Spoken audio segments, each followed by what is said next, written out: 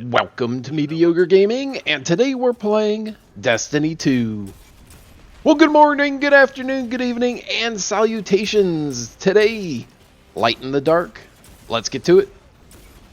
The Lumina hand cannon questline is now available. And is it a reskin Thorn? Yes, it is. But what makes this hand cannon exotic? Well, the Lumina hand cannon has polymer grip, blessing of the sky, accurized rounds, chambered compensator, and noble rounds. Now, the noble rounds, of course, are what make it exotic. Kills with a weapon leave behind remnants, much like the Thorn. Absorbing a remnant converts your next hip-fired shot into an ally-seeking noble round and partially refills the magazine. So you can heal an ally, which of course is not yourself, and it will partially refill the magazine. So after a kill, you hip-fire, that noble round will seek another ally, another guardian. Doesn't have to be on your fire team if you're in free roam, and it'll heal them and partially refill the magazine, much like Grave Robber. Now that will give both you and the player that got the buff Blessing of the Sky, which will give you a damage bonus for a short duration, about 10 seconds. So how do you get the quest line started? It's not like talking to someone is going to give you the quest line. You get a note that says it is in the same place as before.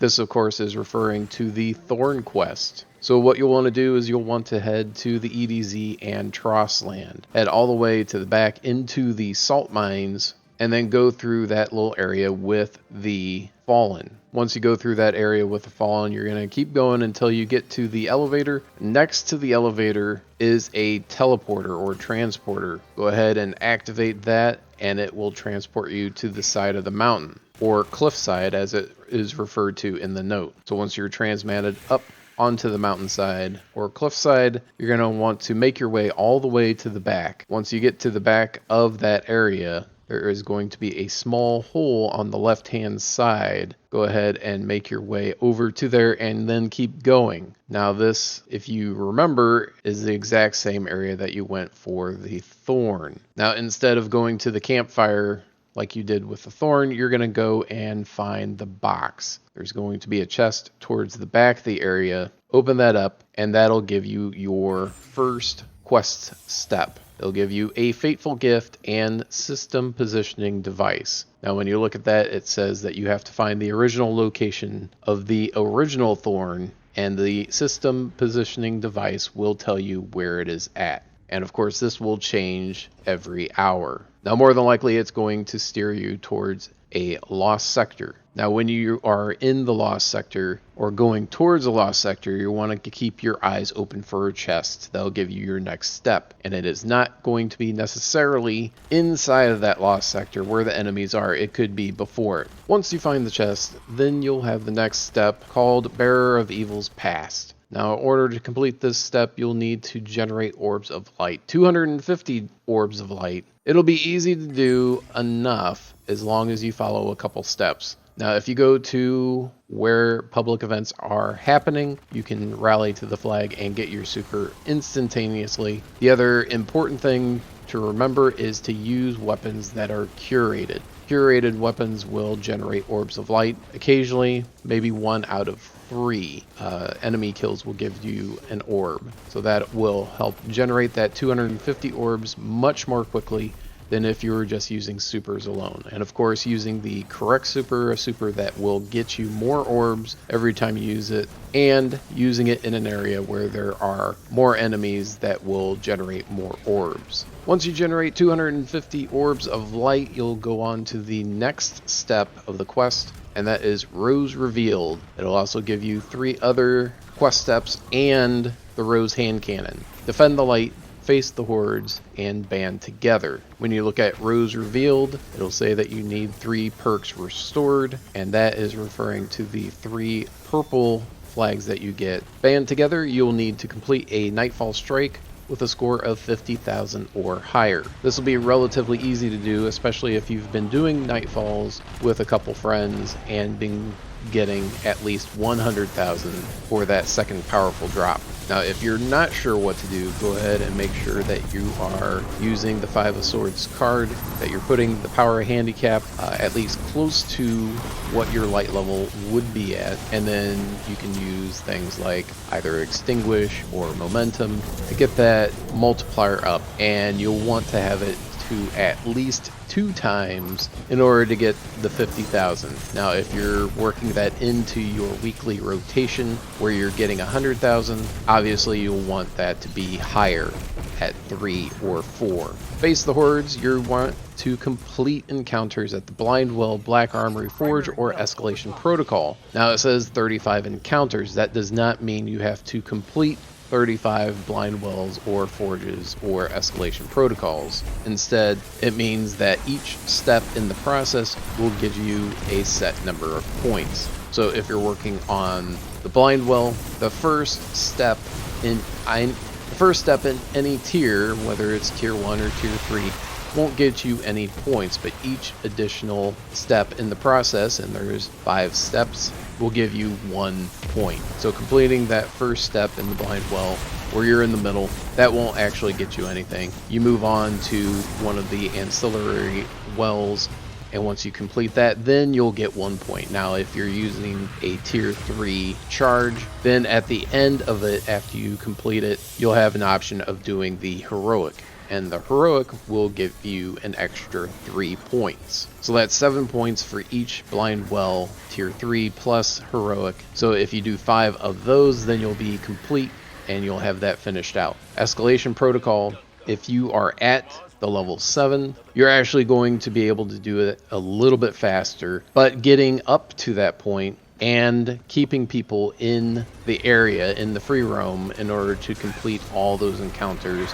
may be a bit of a problem. So theoretically it is faster to do escalation protocol, but in reality it may not be worth the time. And finally, you'll want to defend the light, which is defeat multiple enemy combatants in a row without reloading your weapon, using something like a heavy machine gun or grenade launcher. Should be relatively easy to do. If you're using a weapon, it doesn't really matter if it's a scout, pulse, and cannon, as long as you can defeat multiple enemies before you have to reload. So if you have something with extended mag, something that'll help you stretch out that magazine and get that 100 multi-kills. Now, as you're completing these purple objectives, it won't actually come up that you have completed it, but you will get a triumph. So when you look for the triumph and you see that come across, then you'll know that you have completed at least one of those. And once you complete all 3, then you'll move on to the next step of the quest. And the next step in the quest line is Fire Team Leader.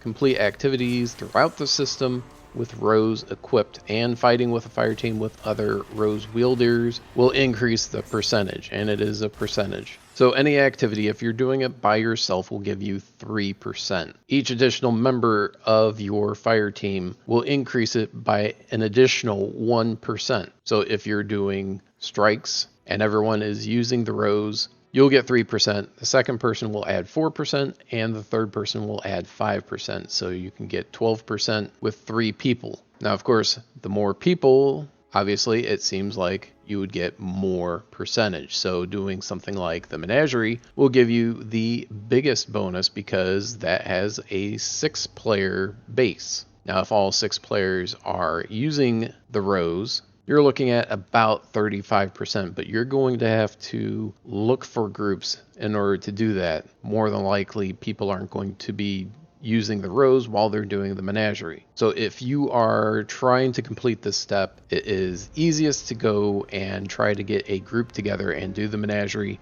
because you can do 3 Menageries and be done, versus doing strikes with all 3 people getting 12%, which would be 9 strikes, and of course, much better than doing any activity by yourself, which will give you 3%, which is going to take you 34 activities in order to complete. So if it doesn't bother you that you're doing these things by yourself, it'll just take you a little bit longer to do, or a lot longer. The next step in the quest line is strength in numbers. This requires 50 orbs to be generated, final blows against other guardians with hand cannons. It doesn't have to be any specific one, just has to be hand cannons. And then, of course, defeat invaders in Gambit before they've killed any of your teammates. The first part is easy enough. It doesn't have to be in the Gambit. It can be anywhere, just as long as you're creating 50 orbs. So again, you can go to a public event and go ahead and get your super up, use curated weapons, and get those 50 orbs relatively quickly. If you did 250 orbs already, 50 orbs is not going to be that difficult. Final blows with hand cannons, and this is as a team, so you can go in the Crucible as long as you have a team of 4 or 6 that are all using hand cannons. This will go relatively quickly as well, even though each kill is only about 2%. So it is going to take about 50 kills by yourself, and then of course other teammates, that percentage is a little bit lower. So it'll take more kills of your teammates for you to get to 100%, or 50 kills of your own. The most difficult part of this, I think, is defeating invaders in Gambit before they've killed any of your teammates, and this seems to be a little bit glitchy. I think you have to kill the invader before they even damage a teammate. So using a rocket launcher, using a truth, is probably your best bet for getting this done, and will probably take you the longest of the three, between this one and the final blows with the hand cannons. Now once you've completed this step, you are on to the final step of the quest line, Bloom. Bloom says that you have to go through the Strike, Will of the Thousands, using the Rose, and the Rose is the only one that you can use for this step, because you'll need to destroy 11 crystals. And the crystals are immune to everything else except for the Rose, so you'll have to use the Rose. Additionally, you'll have to complete the Strike, so you'll have to get 11 crystals and kill the boss at the end. Now there are more than 11 crystals, so 3 players all trying to do the same thing will be able to do it. And there does seem to be a bit of a glitch with this one, that if you leave the strike and then come back to the same strike, it will actually keep the number of crystals, especially if you've already gotten 11. Now this first area that you come to with crystals, you can actually go back, leave the area, and come back in, and the crystals will pop back up, and you'll be able to shoot them again. So if you want to punch that out right at the beginning of the strike, you can do that. You just go back to the beginning. As soon as you switch areas and it says respawn restricted, turn back around, go back through, and once you get to that big open area right before you get to the cave, all those crystals should respawn for you, and you can shoot them and get your 11 right at the beginning. Now this is not a specialized strike like the Thorn or Izanagi's Burden or any of those other exotics where they are high level and high difficulty and you have to pull your group together. This is just a regular low level recommended light of 220 strike. So the only thing you have to do that's unusual is get 11 crystals. Get to the end, defeat Zol. That should be no problem with your energy weapon and your heavy weapon. And then you'll get the Lumina and you're done. Now this is quite a bit of a grind for either one day or even possibly 1 week.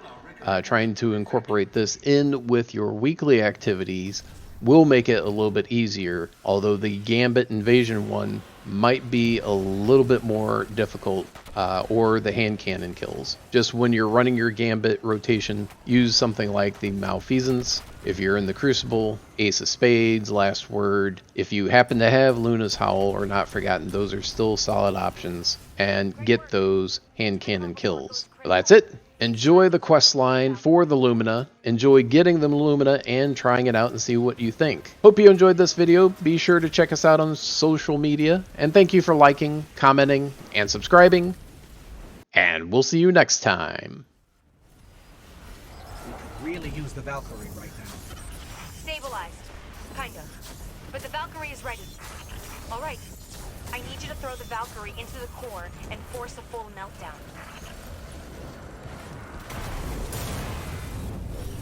Complete core meltdown initiated. If you can hear this message, you are too close to the core. The energy readings from the Valkyrie are off the charts. Let's see what Zol thinks of cutting-edge braid tech. You called this worm by name. Zol. What is he? The Hive became what they are today by making dark pacts with worm gods. Zol is one of those gods. You fought the Hive before. I know this one looks tough, but I'm here to help.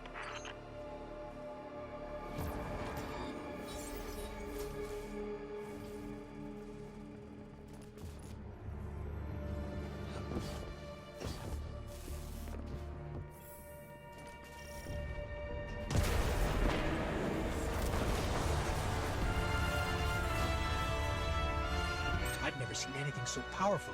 Be careful.